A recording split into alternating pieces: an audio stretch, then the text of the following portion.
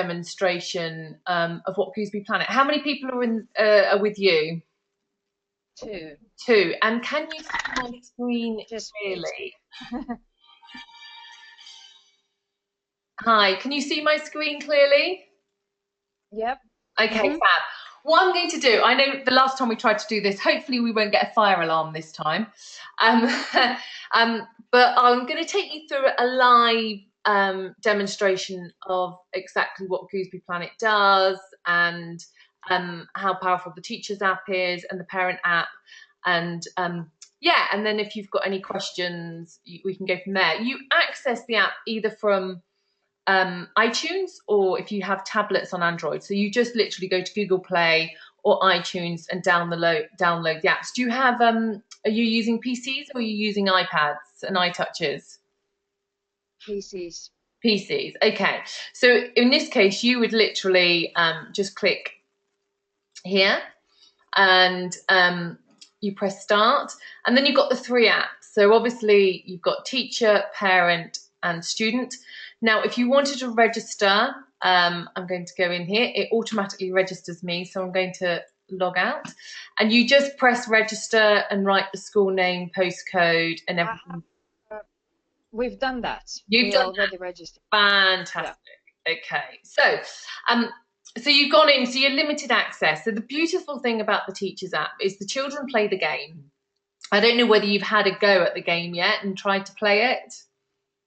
No, not yet. No? I'll give you some login. No time for it. It's quite funny, actually. We give login details to teachers, and you can tell it's adults compared against the children. The scenarios are all answered perfectly, but the actual gameplay is atrocious, which is quite funny. So they don't score very high. Right, so this is your teacher panel. So first of all, you have a complete control panel.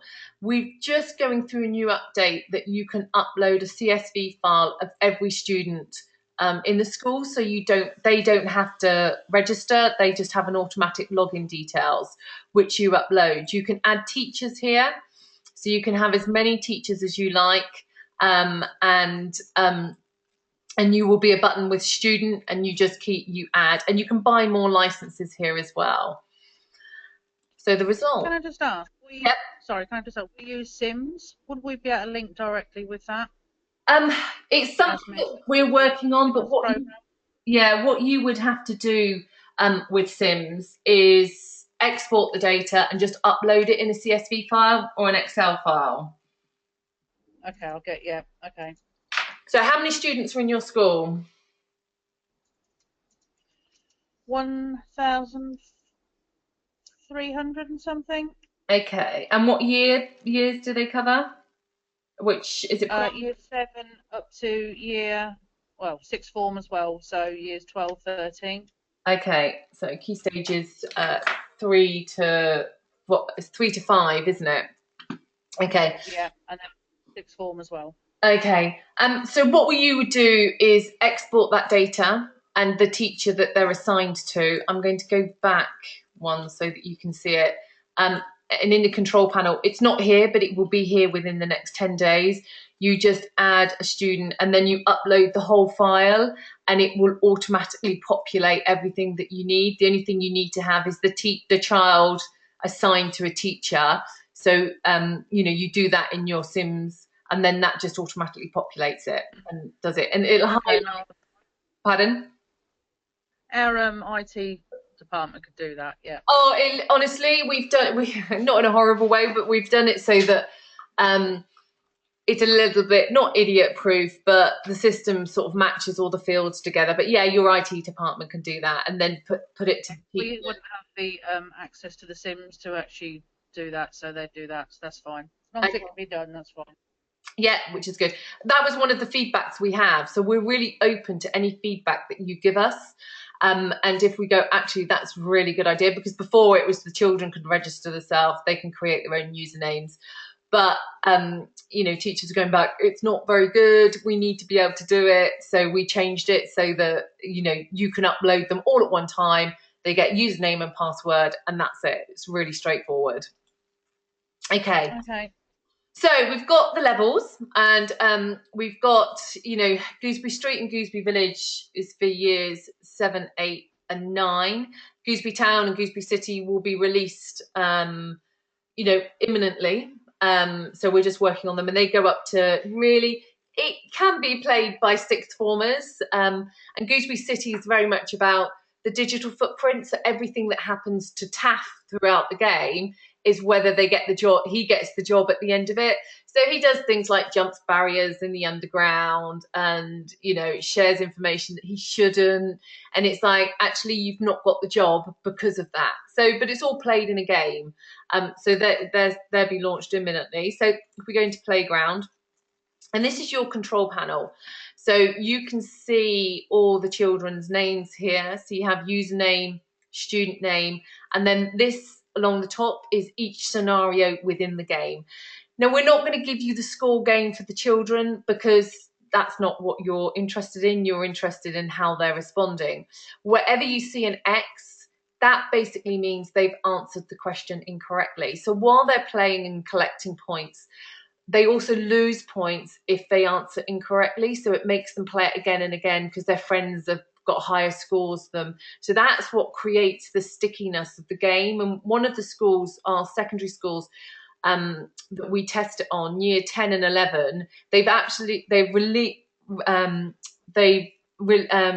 reduced the mobile phone strict policy that they have because the children are playing it outside the lesson, and it's begun a bit viral. So we can go into each one of these and find out how the child answered. So what should Tab do if he's sending him nasty messages? The student said reply, and the correct answer is tell someone. And you can actually look at trends. So this one here is the 3 scenarios that's all about stranger danger. You can see the scenarios, and so then you can go to that student and go, look, I know it's a game, but you shouldn't be doing this. So you can highlight the vulnerability. There's a rapid fire quiz as well, which are 10 questions in a timed scenario. And if it's red, it means they've scored less than 50%. You can verify your students here. You can delete your students. And coming within the next 2 months, we're starting a quiz for the children and a post quiz for the children. So you can monitor how they're improving throughout the 12-week period that they're playing one level, because that's how long it takes to cover one level. Okay, is that all clear? So that's 12 weeks to complete one level? Yes. Okay, writing it down.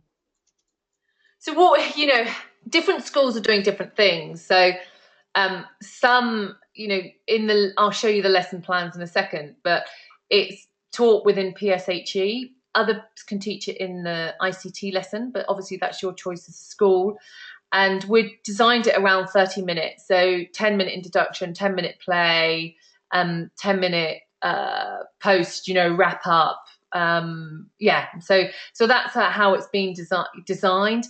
But a lot of the schools that use the workbooks that sit alongside it, they're for homework. So we have created, so it's 10, 12 weeks sort of education. So there's 6 levels in total. So that's quite a lot. So, but it's about consistency teaching online safety. The problem with the methods that we're using now is it's 1 week here or 1 day here and 1 day there. We're going down the same theology, I suppose, as teaching children to cross the road. You go on at them all the time, and it's getting the message to sink in. So so these were all live students, and so you can see the scoring from those. All right, I'm going to go back. And again, and then the resource area. So you have resource area for each level. So with each level, there is a workbook. Okay, I'm going to view that file. So this is, some schools are sending it, back for homework. So you've got what's stranger danger, and these are questions. This is for the younger age group, obviously.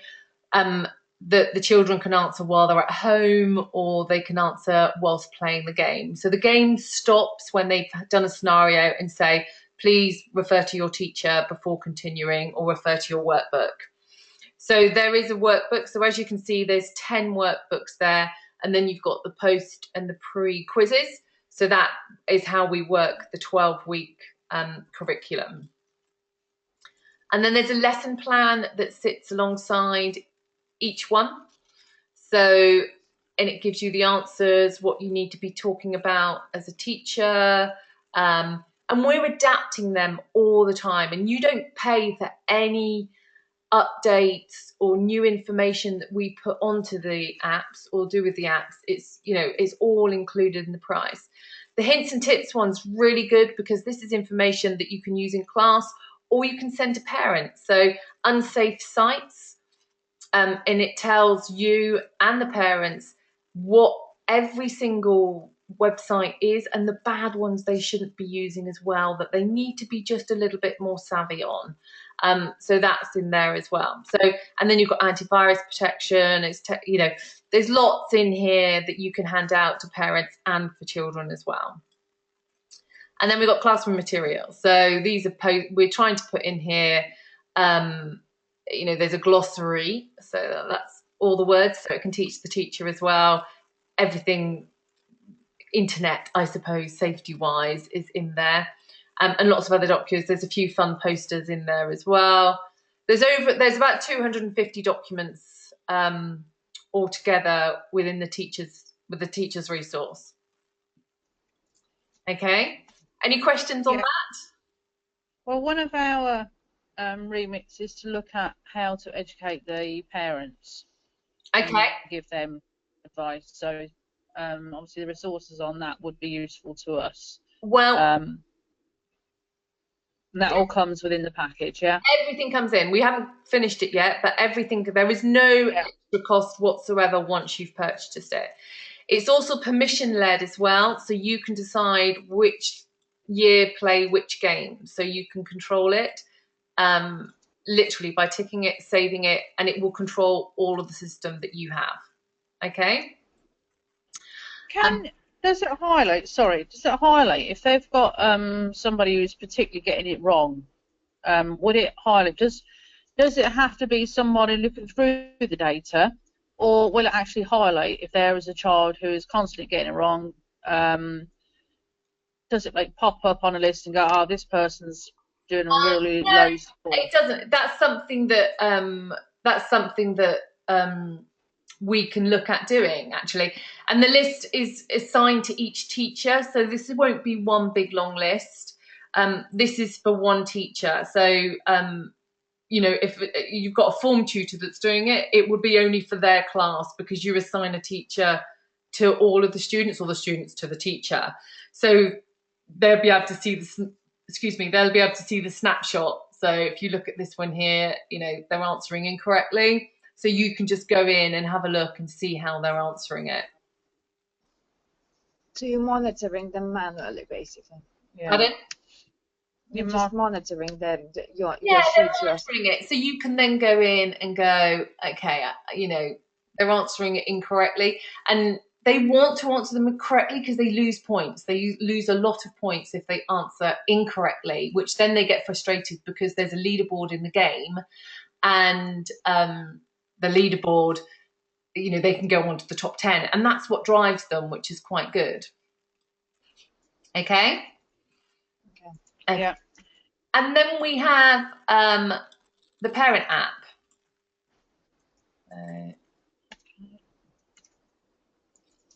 So the parent app, the parents can access it through their computer or on their tablet or on their iPhones or iPads. Excuse me. And they can see, and it's a slightly different view from yourself. It's a lot more simplistic. So they can see their playing score, see if the level's been completed or the quiz has been completed as well. But they can go in and see how each question has been answered. And then there's tips in there as well. We've got a new release coming out, which is what the schools love, is that when a child hits a certain scenario, an email will be fired to the parent with saying they have just completed this stranger danger, for example. This is what we've learned. This is what you need to talk to your child about. So here's a snapshot, but we're also developing it so that emails go out automatically as well to the parent the minute they've registered. And also there's resource that's coming soon as well. So all the documents that you have the parents can access all that information within here. But the biggest challenge most schools have is parents don't always take any notice of these things, and this is why we're introducing the email, so that it's almost forcing them to take notice of what the child's learning about online safety. And also you've got the backup documents, because you can send them home with the children or send them out with newsletters, and we're updating that constantly updating it, so that you've always got good information. Okay. Could that linked as well, sorry, if we managed that link as well to send, like, say, a text message out? We don't do text messages yet, but that's a very I like that idea, actually. Do you know, it's amazing, we work in it every day and we're in technology, and I think actually that's quite a nice simple idea. So I'm going to grab a piece of paper now, and so text message alerts. Yeah, we have a lot of multinational people here. We have lots of different languages, and we find the text message works really well. What's your ethnic breakdown then, would you say? English, Lithuanian, Polish. What else we got? Russian, Latvian, Portuguese. These are the main ones, and then we've got bits and bobs. Yeah, lots of others as well.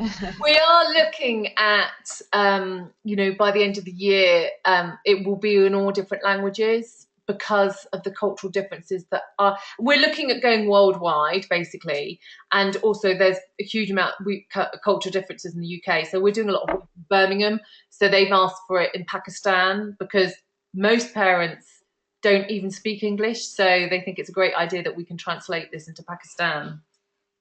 Yeah, we're also, obviously with the world news at the moment, getting far more. We've got a couple from Syria just come here who can't speak any English, and so it's only going to get more, isn't it, rather? Yeah, and we will just literally have a little drop down in here, and within the settings we will have.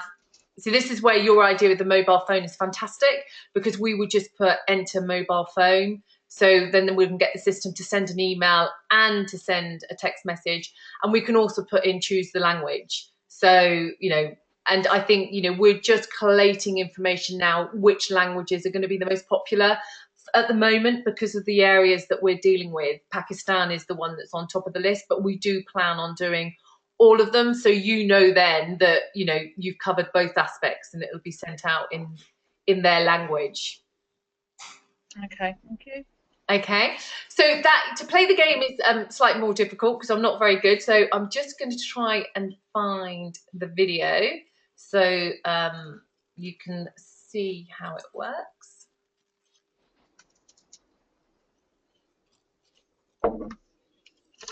We also do, so that in YouTube, I've created videos that show parents how to change Google settings, how to change YouTube settings.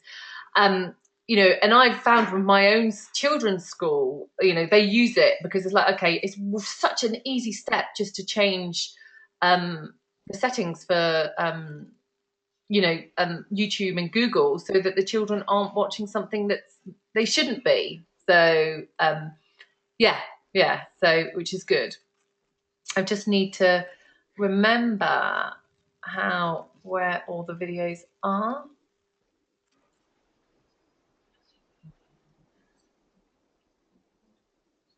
Okay, I might have to pop out of that one. Bear with me 1 second. Have you got any other questions? What are you doing at the moment? What, as in internet safety? Yeah. It's covered by Form 2, just talking about it. The IT and PSE, they go through it. I couldn't tell you exactly, because that's the teachers and we're the pastoral team, so I don't really know. But we are looking at, we've been asked to probably support the parents at a parents' evening, and hopefully give them some information on what they should be looking for and how they should be helping their children, because I mean the children are more savvy on the computers than the parents are. That's the digital divide, though, and that's what my parent evenings do, is actually show them how to do those things in your resource. And that's what they're asking us for. Oh, okay. You know, how do we look at this and how do we? Yeah, well, within the parent app, you also within the parent app, you do. Sorry, within your app, there is a presentation that you can deliver to parents, showing them how to do all these things. So that's within the resource as well. Okay. All right, I'm just going to play a little video to you. Hopefully, technology will work. Oh, she says, "Oh my gosh, it's gone a bit nuts." Okay.